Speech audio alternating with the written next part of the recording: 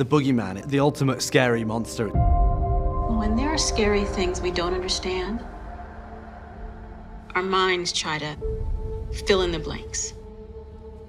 Sometimes the best thing to do is to face it.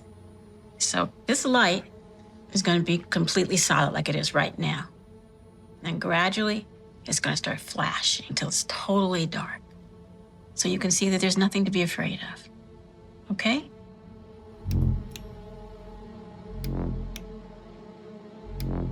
See? That's not so scary, is it? Just you, your sister, and me.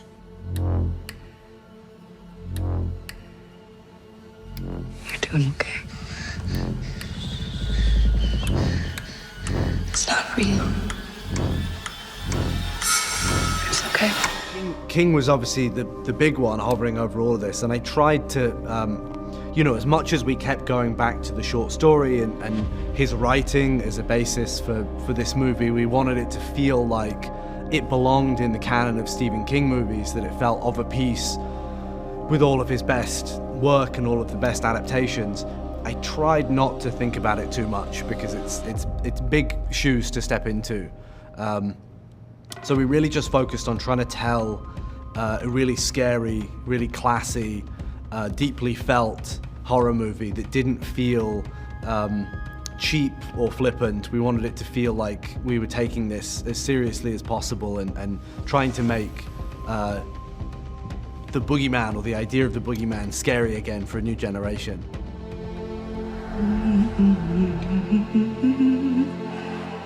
It's all just in your head.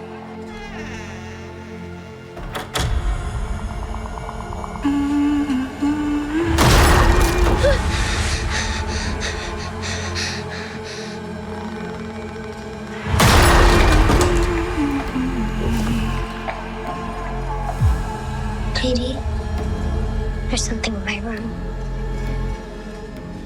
I mean, I was a little worried at first because, I don't normally make found footage movies. It just, the last couple of years, I've only worked with found footage movies. Everything I've shot has been on an iPhone.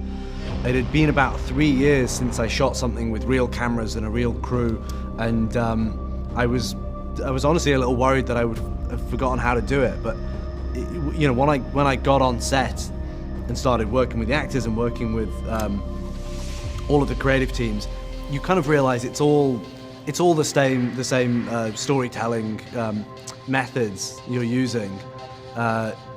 You're just trying to put the audience experience first and foremost. How can we take the audience on a journey? How can we scare the shit out of them in new ways while using this new language?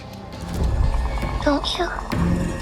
There's no such thing as monsters. You need to grow up. I'm serious, Sawyer. I need to be alone.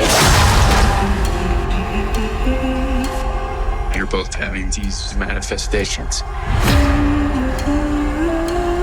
What is this supposed to be?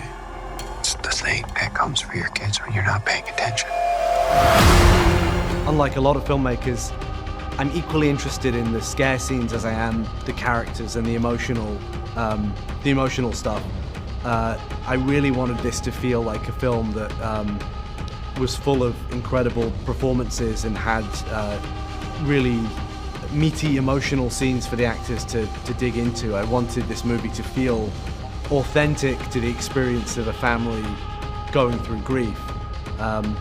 And that's, a lot of that is testament to the cast and also to Mark Heyman, our brilliant writer, who made sure that this script felt imbued with real life and not just like, your run-of-the-mill scary movie.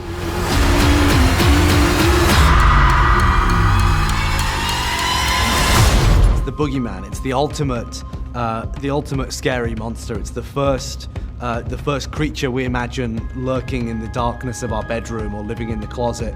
I'd say to horror fans that they should forget the 600 other Boogeyman movies that have been made. This I hope is the definitive take. I think for horror fans there are some scares in here that are gonna take even them by surprise, and I think for non-horror fans this is a movie that's exciting and sweet and emotional and a lot of things they might not expect it to be. And I think there'll be something in there for even people who don't like scary movies.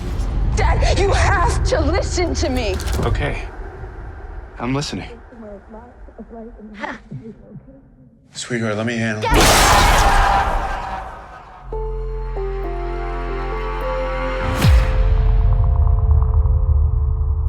Cine, música, series, libros, teatro, artes plásticas, gastronomía, todo el mundo de la cultura y el entretenimiento aquí en El Tiempo. Suscríbase al canal de YouTube del Tiempo, que además es gratis, y le mandamos notificaciones de nuevos videos.